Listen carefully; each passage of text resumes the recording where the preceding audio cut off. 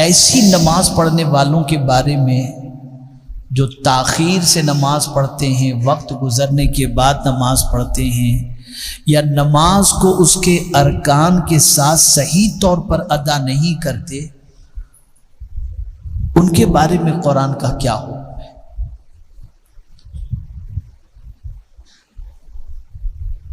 میرے پیارے آقا صلی اللہ تعالی علیہ وسلم کے پیارے دیوانوں، قرآن کہتا ہے فَخَلَفَ مِن بَعْدِهِمْ خَلْفٌ أَضَاعُوا الصَّلَاةَ، ان کے بعد ناخلف آئے جنہوں نے نماز کو ضائع کی۔ اب یہ نماز ضائع کرنا کسے کہتے ہیں یہ نہیں فرمایا گیا،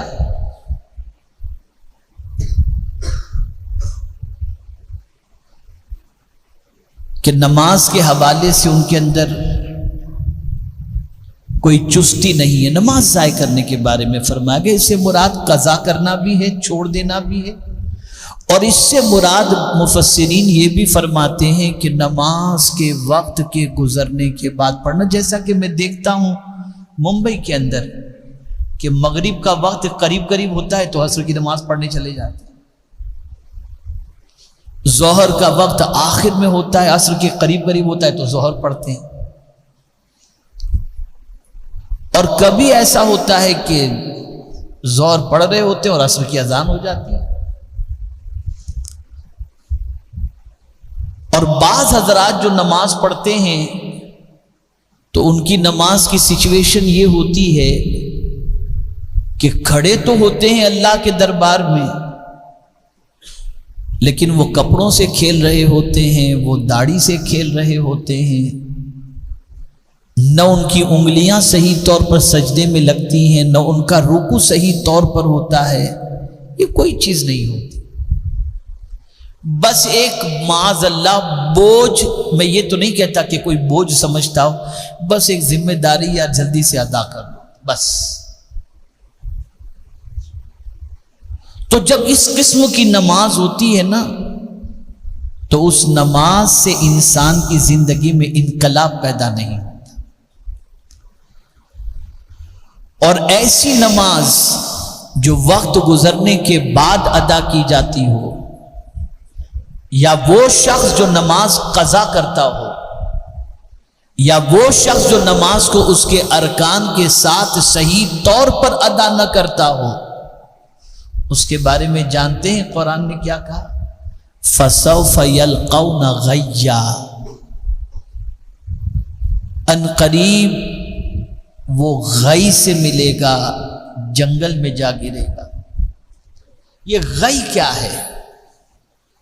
چونکہ اب تو مسلمان کی پوزیشن ایسی ہو چکی کہ بڑا بے باک ہو گیا، اس کو قیامت کی عذاب سے ڈرا مولانا دیکھا جائے گا، معاذ اللہ، قبر کے عذاب سے ڈراؤ مولانا ٹھیک ہے بس اللہ معاف کرنے والا ہے۔ اتنی بے باکی ہو گئی، اتنی بے باکی ہو گئی کہ سب سے زیادہ اگر مسلمان کسی سے بے خوف ہے تو وہ اللہ سے بے خوف ہے، اللہ کا ڈر نکل گیا، اللہ کا خوف نکل گیا۔ کیا وجہ تھی کہ صحابہ کرام علیہم الرضوان نماز پڑھتے تھے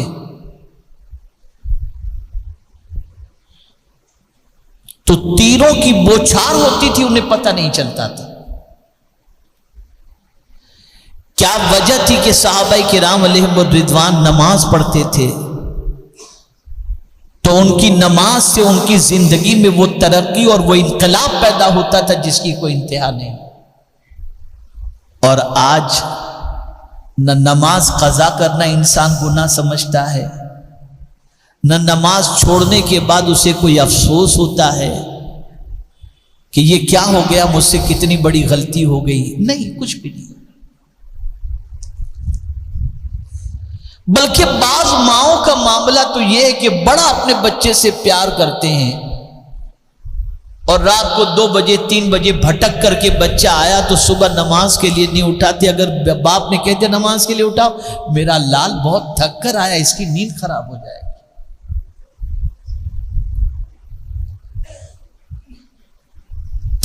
صلاۃ کو کوئی معمولی گناہ سمجھ نہیں رہا آج.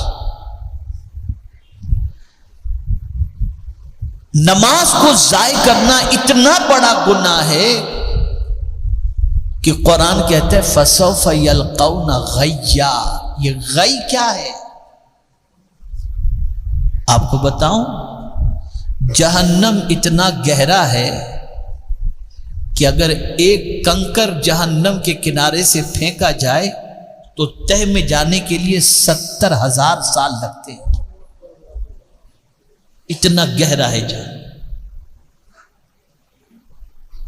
اور اسی جہنم کے اندر ایک وادی ہے، ایک کنواں ہے. اس کنویں کا نام غی ہے. یہ میں کس سے کہانی نہیں سنا رہا، یہ قرآن کی بات کر رہا ہوں جس کے ایک ایک حرف پر آپ کا بھی ایمان ہے، ہمارا بھی ایمان. اور اگر قرآن کے ایک نقطے پر بھی کوئی ایمان نہ رکھے تو گیا کام سے. ہم سب قرآن کے ماننے والے. اس قرآن نے یہ کہا فَسَوْفَ يَلْقَوْنَ غَيًّا. یہ غی کیا ہے؟ یہ جہنم کے نچلے حصے میں ایک کنواں ہے. کیا ہے اس کنویں کے اندر؟ اس کنویں میں جہنمیوں کا خون اور جہنمیوں کا پیپ رکھا ہوا ہے. اور وہاں پر اس بندے کو ڈالا جائے گا جو نماز کو قضا کرتا ہے، نماز کو ضائع کرتا ہے. یہاں کوڑا کرکٹ اگر موجود ہو، کچرے کا ڈھیر ہو، کچھ مری ہوئی چیز یا کچھ گندگی بدبو آ رہی ہو، فوراً فون کرتے ہیں میونسپلٹی والے کو، بھائی آ کے اٹھا کے جب بیمار پڑ جائیں گے لوگ. تو جہاں جہنمیوں کا پیپ رکھا جاتا ہو اور وہاں جہاں خون رکھا جاتا ہو، وہاں کی بدبو کتنی خطرناک ہوگی. اس میں اس شخص کو ڈالا جائے گا جو نماز کو ضائع کرتا ہے. میں بہت توجہ چاہوں گا. صحابہ کرام علیہم الرضوان کے نزدیک مسلمان اور کافر کے درمیان جو چیز فرق کرنے والی تھی وہ نماز. صحابہ جب کسی کو دیکھتے کہ یہ نماز نہیں پڑھتا تو سمجھتے تھے کہ یہ کافر ہے اس لیے نہیں پڑھتا. یہ آئیڈینٹی تھی. میں تھوڑی تلخ بات کرنے جا رہا ہوں. الحمدللہ پکا سنی ہوں اللہ کے فضل و کرم سے. میری تو تمنا ہے کہ مروں تو کوئی وہاں بھی جنازے کو کاندھا بھی نہ دے، الحمدللہ. لیکن میں دیکھ رہا ہوں کہ ہمارے مسلمان بھائی جو ہیں کبھی جلوس میں، کبھی عرس کی تقاریب کے اندر نمازوں کو آسانی سے چھوڑ دیتے ہیں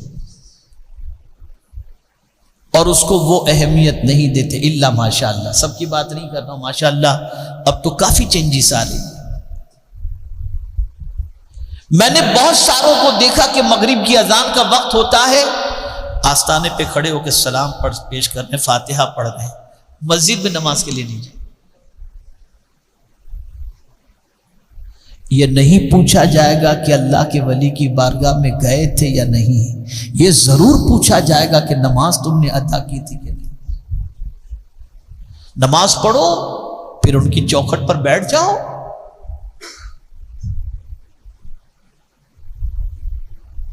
اللہ کی بندگی کرو وقت پر اور اس کے بعد ان کی بارگاہ میں استغاثہ کرو، ان کے وسیلے سے دعا کرو، اللہ کرم کی نظر فرمائے گا.